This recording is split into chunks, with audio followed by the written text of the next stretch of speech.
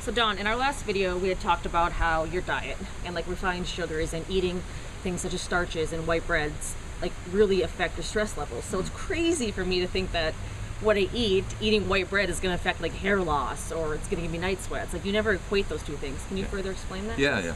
You know, when we talked in the beginning, I said that what's happening is we have this singular cause, this big picture cause, and then from that, all these different symptoms arise.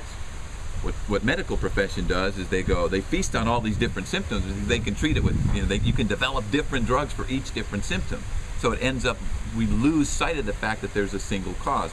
But what happens is, when we start talking about that single cause, you're having a very legitimate feeling now. It's like, well, how can that one thing, how can eating sugar and that, what I explained to you, causes an internal stress in your body, but how does that lead to the symptom itself? How's my hair falling out because I ate the sugar? How's my hair falling out because I'm angry, during a certain section of the day, or my job stress, or whatever it might be, right? So this was the discovery. And if people could understand just this one thing that I'm about to say, we are literally going to blow the lid off of all this misconception and problem getting results for people.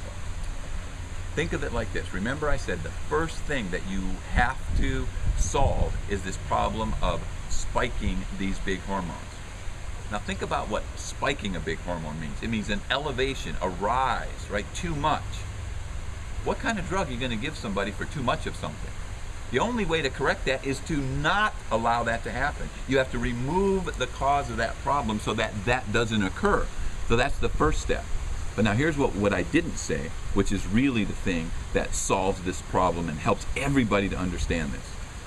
When you have a symptom like a hot flash, a night sweat, hair loss, low sex drive, sleep problems, all the things that are associated with and it doesn't matter what age we're talking about. It can be a young woman in her teens if she's having stubborn weight gain and PMS, or a lady who's 75 who's just suffering from the effects of low estrogen levels over a long period of time. It doesn't make any difference because the same thing is happening, and here's what it is. Elevate and raise and spike those big hormones. Remember what I said? It sends a message to your brain, and your brain automatically goes, my survival is being threatened.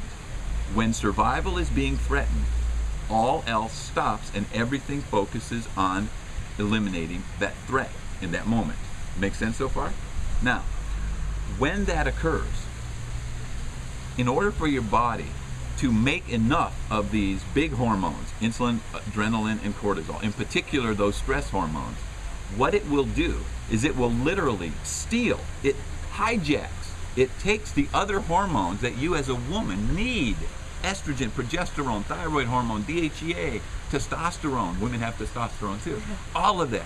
It steals it so that you can stop this survival first problem.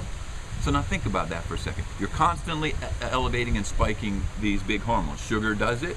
So does mental, emotional, degenerative forms of stress. Those are the two big dominant burdens. You keep doing that over and over, you set up a situation where your body has to sacrifice its other hormones in order to do it. So we're always wondering when you go to the doctor and he takes blood out and he looks and says, oh, you're low in hormones. Cassie, where did they go? What do you mean low? Where, did they just fly out of your bloodstream into the ether? What happened to them? So the way in which they become low is the big discovery. They become low because you're overstimulating and causing this big form of stress, and then your body's compensating by stealing your other hormones. And while this process goes on year after year after year, gradually the resources that you have in the background, your thyroid hormone, testosterone, estrogen, progesterone, they're gradually depleted to keep feeding this stress monster. And then at some point you get so low that what happens? It's all individual to the woman, but it might be hair loss, it might be skin problems, it might be low sex drive, it might be sleep problems, it might be all of those things, it might be none of those things. It could be stubborn weight.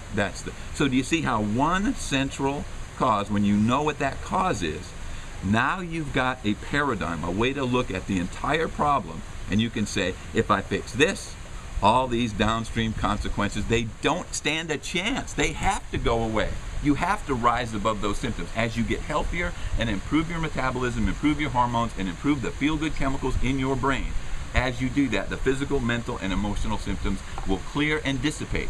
That's what the inevitability protocol is all about, because I know and understand the background. Now I'm trying to tell the world how that works so that we can get people to do what they have to do to make their results inevitable.